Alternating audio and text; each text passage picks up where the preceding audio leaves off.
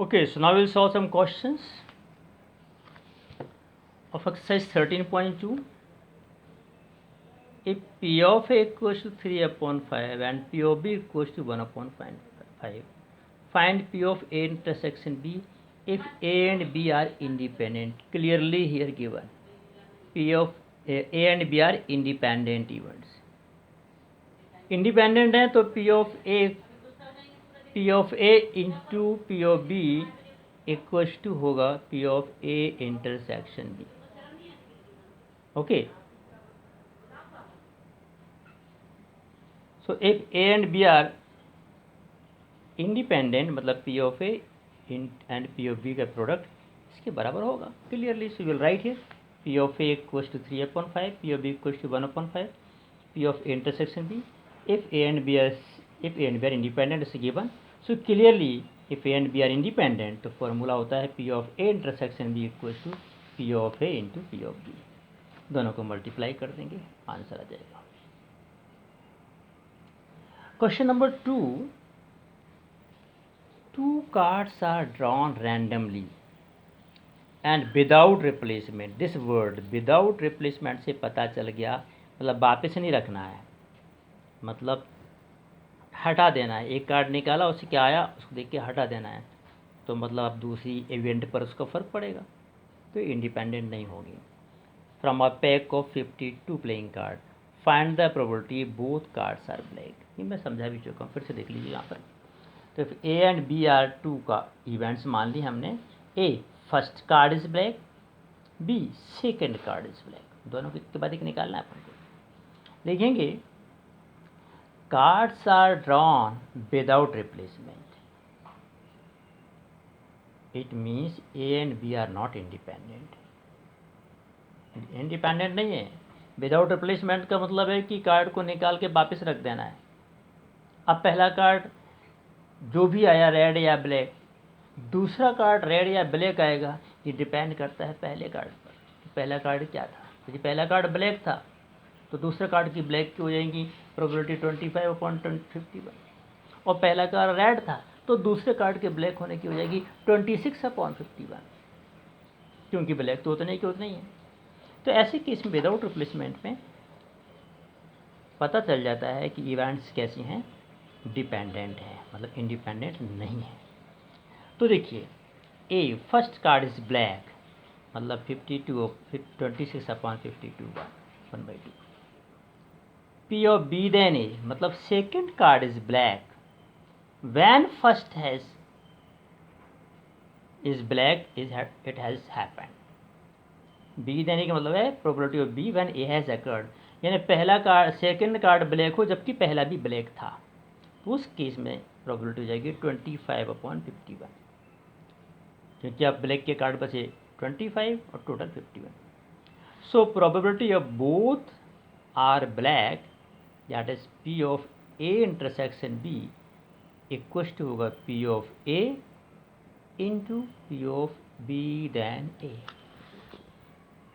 ठीक है ना, P of A into P of B then A.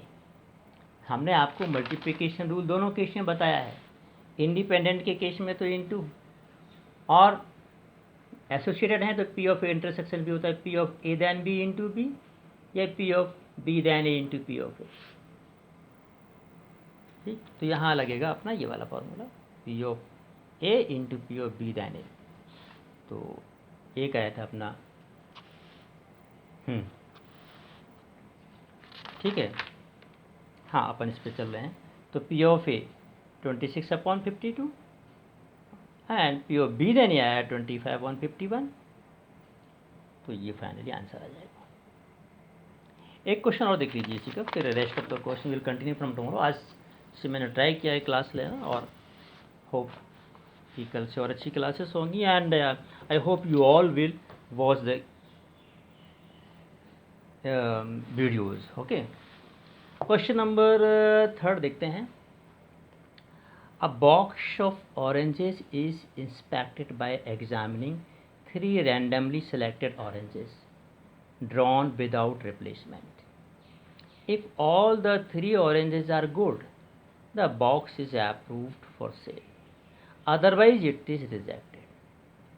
Find the probability that a box containing 15 oranges, out of which 12 are good and 3 are bad, once will be approved for sale. इसका meaning बता रहे हैं। एक box में 15 oranges हैं, जिसमें से 12 good हैं, 3 बैड हैं।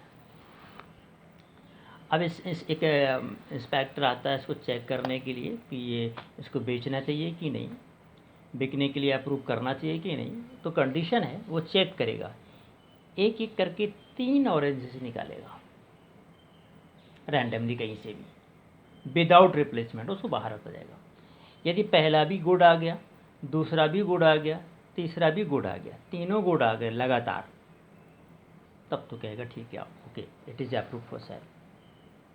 और यदि बीच में एक भी अप्रूव बैड आ गया तो सेल के लिए अप्रूव नहीं होगा। तो हमें बताने क्या संभावना है कि वो अप्रूव हो जाएगा सेल के लिए, जबकि उसमें 12 गुड हैं, 3 बैड हैं। तो हमने 3 इवेंट माने A B C are the event such that A first is good, B second is good and C third is good. Since oranges are drawn without replacement, clearly A, B, C are not independent. A, B, C independent नहीं है। Without replacement में तो पहला क्या आया था उसका B पे फर्क पड़ेगा, ठीक है। Probability box is approved for sale, मतलब सेल के लिए अप्रूव हो गया, इसका मतलब है P of A intersection B intersection C, यानी A भी गुड हो, B भी गुड हो, C भी गुड हो, तीनों एक साथ गुड हो, इसकी प्रोबेबिलिटी निकालनी है। तो सबसे पहले लिखेंगे P of A। P of A मतलब पहला गुड हो, तो गुड कितने हैं 12 एंड टोटल है 15, तो P ऑफ A होगा 12/15। फिर सेकेंड गुड हो जबकि पहला गुड निकला था, तो P of B then A। तो यदि पहला गुड था तो गुड से एक कम हो गया और टोटल बचे 14, तो 11/14। फिर third one P of C then A intersection B, यानी C मीन्स थर्ड गुड हो जबकि A इंटरसेक्शन B हो चुका है, मतलब A और B दोनों गुड निकल चुके हैं। तो P of C A intersection B हुआ जाएगा, मतलब अब A और B दोनों गुड निकल चुके हैं तो कितने गुड निकल गए 2, तो गुड में से 2 कम हो गए 10 और अपॉन 13।